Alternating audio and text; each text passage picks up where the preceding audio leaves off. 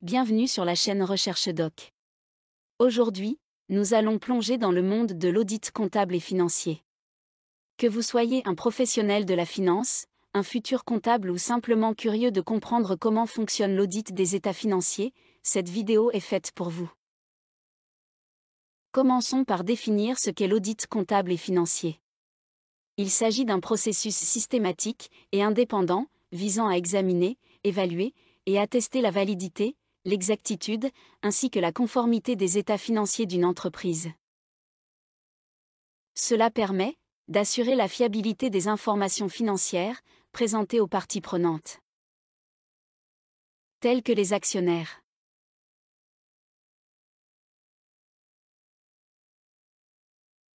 les créanciers,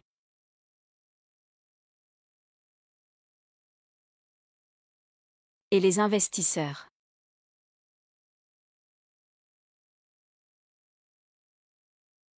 L'audit comptable et financier revêt une importance cruciale pour plusieurs raisons.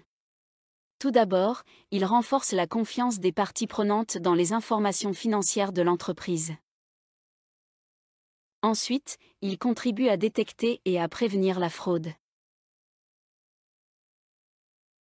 les erreurs comptables et les inexactitudes. De plus, il permet d'identifier les domaines d'amélioration des processus internes. La première étape consiste à planifier l'audit. L'auditeur élabore un plan détaillé, en identifiant les objectifs de l'audit, en définissant les procédures d'audit et en sélectionnant l'équipe d'audit. La deuxième étape est la collecte de preuves. L'auditeur collecte des preuves pour évaluer la validité des informations financières. Cela peut inclure l'examen de documents, l'analyse des transactions, les entretiens avec le personnel et d'autres procédures d'audit. La troisième étape est l'évaluation des contrôles internes.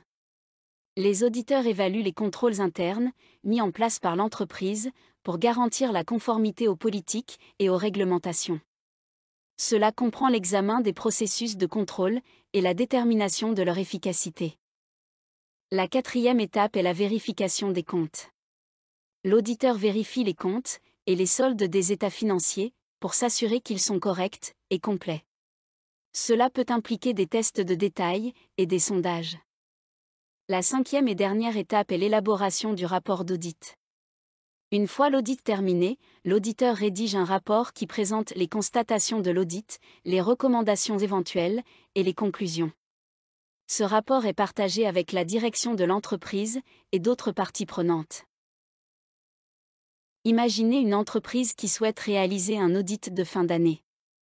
L'auditeur commence par élaborer un plan d'audit, identifiant les comptes à auditer, les risques potentiels et les procédures d'audit à suivre. Cette planification permet de s'assurer que l'audit sera effectué de manière structurée et complète.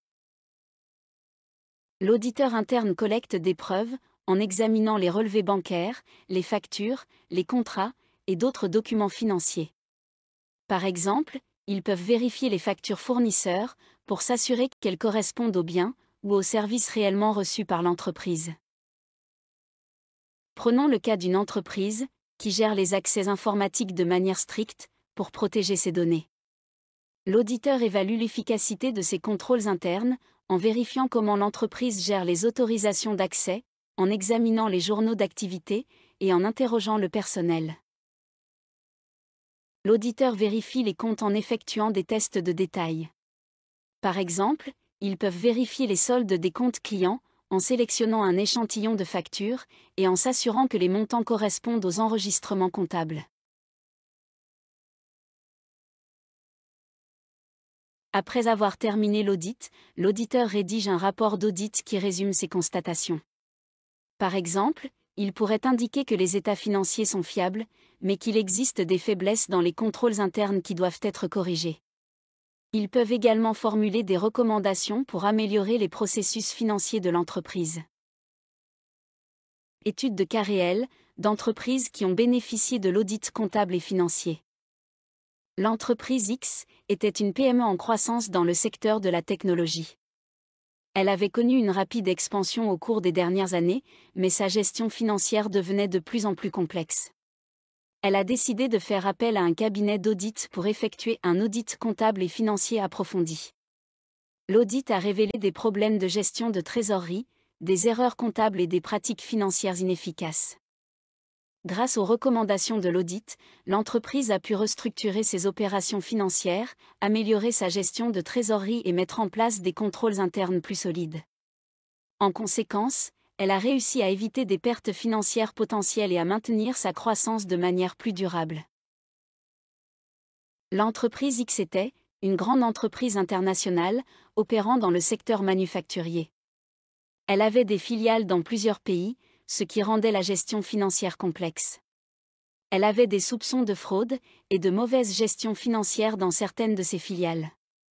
Un audit comptable et financier approfondi a été effectué, révélant des irrégularités significatives, y compris des détournements de fonds. Grâce à l'audit, l'entreprise a pu prendre des mesures légales pour récupérer les fonds détournés, mettre en place des contrôles financiers plus stricts dans ses filiales et renforcer sa gouvernance d'entreprise. Cela a permis de restaurer la confiance des investisseurs et de maintenir sa réputation.